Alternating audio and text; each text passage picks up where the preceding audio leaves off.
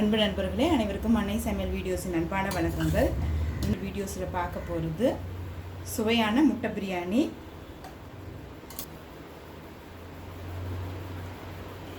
வாங்க எப்படி செய்கிறதுன்னு பார்க்கலாம். தேவையான அளவு எண்ணெய், கொஞ்சம் மஞ்சத்தூள்,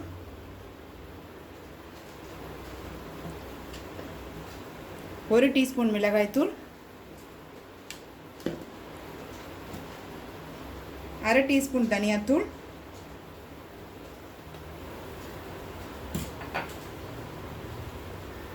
ஒரு டீஸ்பூன் கரம் மசாலா,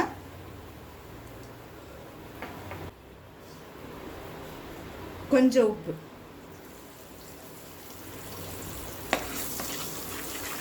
ஸ்லோலே வச்சு வதக்கிக்கோங்க. இப்போ அடுத்தது இதில் 4 முட்டையை சேர்த்துக்கலாம். முட்டை இது மாதிரி அங்கங்கே கீறி போட்டுக்கோங்க.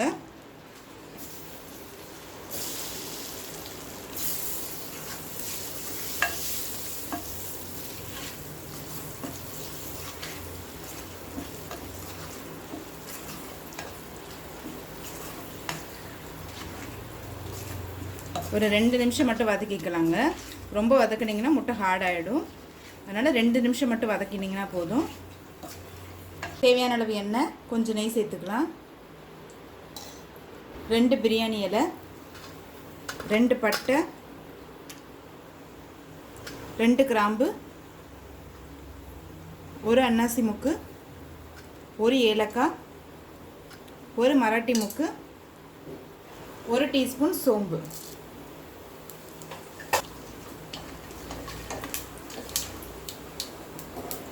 ரெண்டு வெங்காயத்தை சேர்த்துக்கலாம்.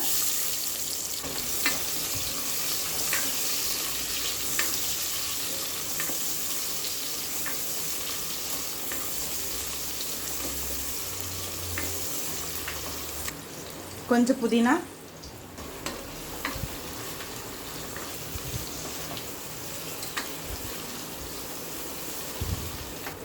ஒரு டீஸ்பூன் இஞ்சி பூண்டு விழுது,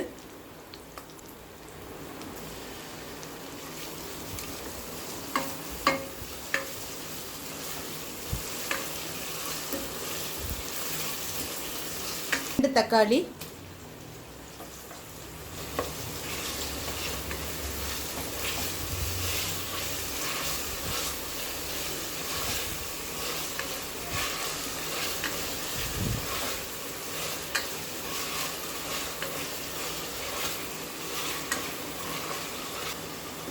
கொஞ்சம் மஞ்சத்தூள்,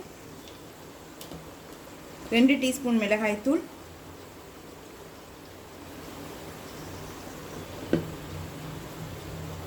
ஒரு டீஸ்பூன் தனியாத்தூள், 1 டீஸ்பூன் பிரியாணி மசாலா, தேவையான அளவு உப்பு.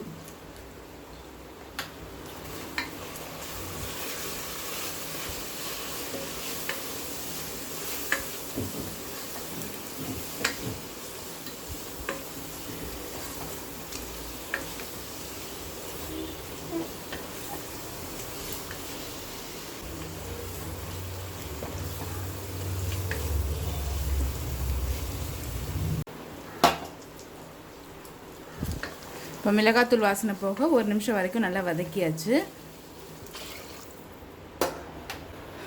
இப்போ இதில் 3 கப் தண்ணி சேர்த்துக்கலாம்.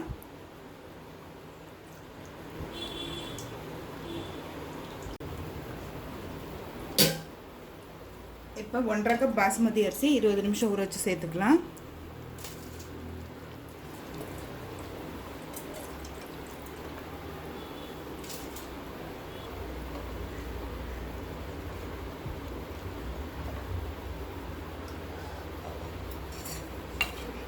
இப்போ வதக்கி வச்சுருக்க முட்டை இது கூடவே சேர்த்துக்கலாங்க.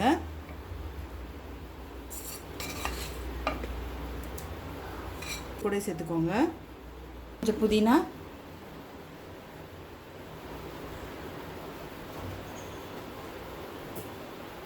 கொஞ்சம் கொத்தமல்லி போட்டு குக்கர்லேருந்து ஒரு விசில் வந்தோன்னே இறக்கி வச்சிடலாம். இப்போ குக்கர்லேருந்து விசில் வந்துருச்சுங்க. கொஞ்சம் நெய் சேர்த்துக்கலாம், கொஞ்சம் கொத்தமல்லி, மெதுவாக கிளறிக்கலாங்க.